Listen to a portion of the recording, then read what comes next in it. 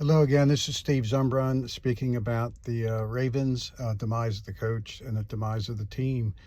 And I started yesterday mentioning about Lamar Jackson and the problems that people don't see.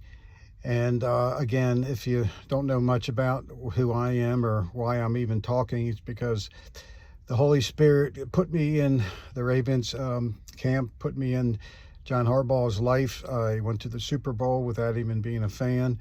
God orchestrated everything, and God orchestrated me seeing everything. John Harbaugh texted me, emailed me, called me. It was almost on a daily basis we would communicate, and especially the past 3 or 4 years with Lamar Jackson. Again, I'm not putting Lamar down. He's a nice man. I'm sure he'd be a nice neighbor. He'd be a nice person to know. But there's definitely another side to Lamar that's caused a lot of problems. And John would mention to me a lot of things that the fans had no idea. The fans have no idea how one person can disrupt a whole organization. And with Lamar, your greatest strength can be your worst weakness too. And he was so talented in doing things that he wasn't a team player. From what John was telling me, he had no respect for John at all. He just kind of did his own thing. And this is coming from firsthand. I mean, I heard it from John. This isn't hearsay. This isn't from what somebody told me or whatever. And the players aren't going to say anything. And the reason I'm doing this is because I want the fans to know the truth. A lot of deception out there. There's a lot of deception. At the truth, you understand exactly why things happen the way they do. And when I hear media and I hear reaction from these podcasts, newspapers and all that, they have no clue. They have no clue as to the side of Lamar that's caused a lot of problems. He just, from what John was telling me, he comes and he goes. He doesn't return calls. He does what he wants to. If he wants to go to practice, he'll go to practice. If he wants to leave early, he'll leave early. If he wants to miss practice and maybe blame a injury for an excuse, how he would miss games to when it came time for contract years ago. And again, I'm saying this because you have to understand the personality. You have to understand what goes on behind the scenes that causes these kind of things to happen. 3 years ago, John did not even want Lamar back. He was hoping another team would pick him up, but nobody picked him up.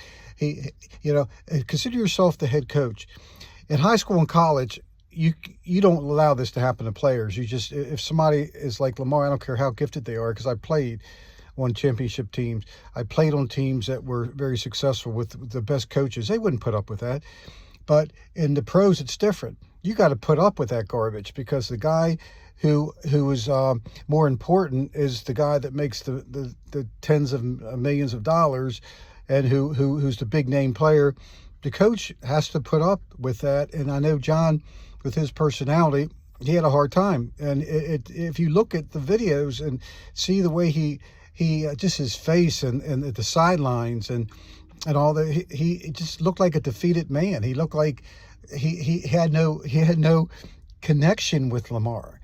They were like I said, it was like a bad marriage that was ending in divorce, because they just didn't, pretty much they didn't like each other because of their personalities. And John had to coach a team with that.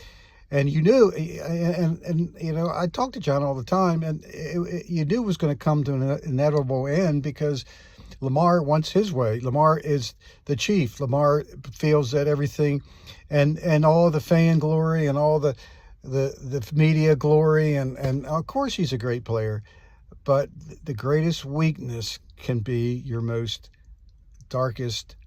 Your greatest strength can be your most darkest weakness, and that's what happened. And again, I'm telling you, I hear from God. He put me there. I'm just a nobody that God placed in a situation to watch what was going on. I hear from what John says, and I hear from what God says. And I just want to let these fans know that this new administration, this new coaching, they're going to see the same thing. They're going to see the same thing, and it's going to blow their minds. Like, does this guy have any respect for any authority? Does this guy listen? Is there like a set of rules for the players? And then Lamar is like considered the elite, where he doesn't have roles. He kind of comes and goes, and if he don't feel like playing, he'll just say injury, and it's more about contracts. The most telling thing about Lamar, and what John told me, is that he respects no one but his mother. That's why he got no agent, because he doesn't respect anybody. He doesn't trust anyone, and that's why his mother. Okay, how many players? How many players have their mom as their agent? It goes on and on and on and on with John. Like I said, he'd be on the phone for an hour, and he would text me. I got long texts, long emails about just the unbelievable lifestyle of a person that's so gifted but can bring a team down. And it's not bringing a team down physically, because he can do the job, but there's always a curse on those kind of personalities, and the curse ends up in showing in so many ways. Just like last year, last year was the epitome of just everything falling apart. And just to let you know, it's not going to get any better, because of Lamar and his personality. And I'll speak more on it later. Thank you.